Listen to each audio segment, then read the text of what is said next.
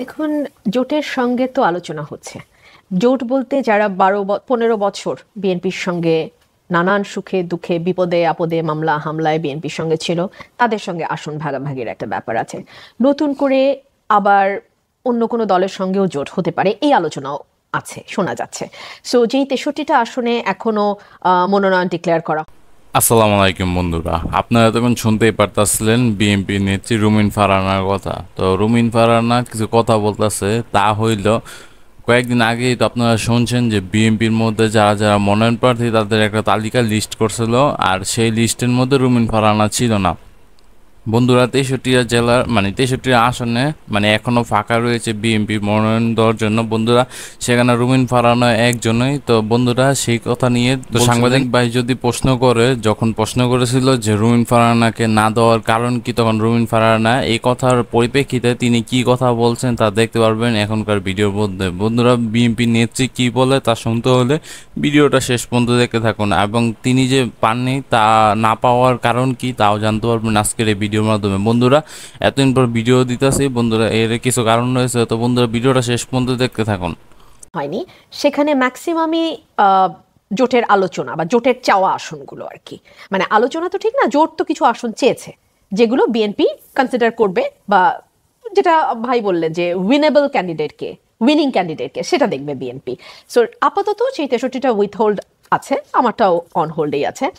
আর যেটা আপনি বলছেন, তো বন্ধুরা, তার মুখ থেকে তো শুনতে পারলেন বিএনপি কতগুলো আসন তাদের আন্ডারে রাখছে, যেগুলো এখন পর্যন্ত নির্ধারণ করা হয়নি। তো তাদের জোটের মধ্যে নাকি এরকম করা হয়েছে। তো বন্ধুরা, এখনো তিনি হোল্ডিং অবস্থা আছেন। তো বন্ধুরা, আপনারা তো বুঝতে পারছেন তাকে মনোনয়ন কেন দেওয়া হয়নি। বন্ধুরা, এই হইলো কথা। তো এছাড়া নেত্রী আরো অনেক কথাই বলছেন, তা জানতে পারবেন এখনকার ভিডিও। বন্ধুরা, আপনাদের যদি এই বিষয় নিয়ে কোনো মন্তব্য করার থাকে তাহলে অবশ্যই কমেন্ট বক্সে তা জানাইতে পারেন। যে মনোনয়ন না পেয়ে যে প্রতিবাদটা, এখন দেখুন, এখানে আপনি এটাকে নানানভাবেই দেখতে পারেন। এক হচ্ছে যে এত বড় একটা দল, প্রতিটি আসনে মানে কি বলবো ১০ জন পর্যন্ত মনোনয়ন প্রত্যাশী আছে, এরকমও আছে ৩-৪ জন তো অন অ্যান অ্যাভারেজ, কিন্তু ১০-১২ জন। আপনারা হয়তো সম্প্রতি দেখেছেন যে বিএনপি যে যে আসনে যারা যারা মনোনয়ন পায়নি, কিছু কিছু প্রার্থীরা অনেক আশা ছিল তারা মনোনয়ন পাবে।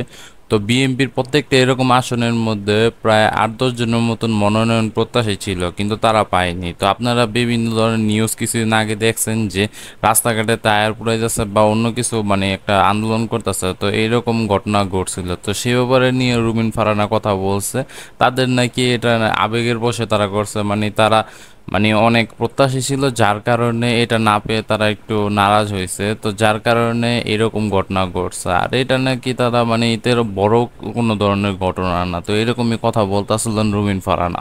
প্রত্যাশী এমনও আছে। সো সেখান থেকে একজনকে বাছাই করা is really very tough, really very tough. So তারপরেও তো এই বাছাইটা করতে হয়, সে কারণেই কিন্তু মনোনয়ন দেওয়ার আগে ভারপ্রাপ্ত চেয়ারম্যান বারবার আমাদের সঙ্গে বসেছেন, আমাদেরকে জানিয়ে। তো এই তো শুনতে পারলেন রুমিন ফারহানা কেন মনোনয়ন পাননি, বর্তমানে তিনি হোল্ডিং অবস্থা আছেন। তো বন্ধুরা, এছাড়া তিনি আর যেটা বললেন যে বিএনপির অন্যান্য আসনের মধ্যে প্রায় ৮-১০ জনের মতন মনোনয়ন প্রার্থী প্রত্যাশা ছিল, কিন্তু তারা পায়নি, যার কারণে তারা আবেগের বশে এরকম ঘটনা ঘটছে। তো এটা কোনো বড় ঘটনা তিনি তার মুখ থেকে বলছিলেন। বন্ধুরা, এই ছিল কথা। আর এই বিষয় নিয়ে আপনাদের মতামত কি তা জানাতে পারেন কমেন্ট বক্সে। আর যদি আপনার যদি মনে হয় যদি কোনো ঘাবলা টাবলা আছে তাহলেও জানাতে পারেন। তো বন্ধুরা, এই হইলো কথা। এতদিন ভিডিও আসেনি, কিছু ঝামেলা রয়েছিল, যার কারণে আমি ভিডিও দিতে পারিনি। আর এখন থেকে রাত্রে ভিডিও আসবে। তো বন্ধুরা, এই ছিল ভিডিওটি, দেখা হবে নতুন কোনো ভিডিওতে। সে পর্যন্ত ভালো থাকবেন, টেক কেয়ার, আল্লাহ হাফেজ।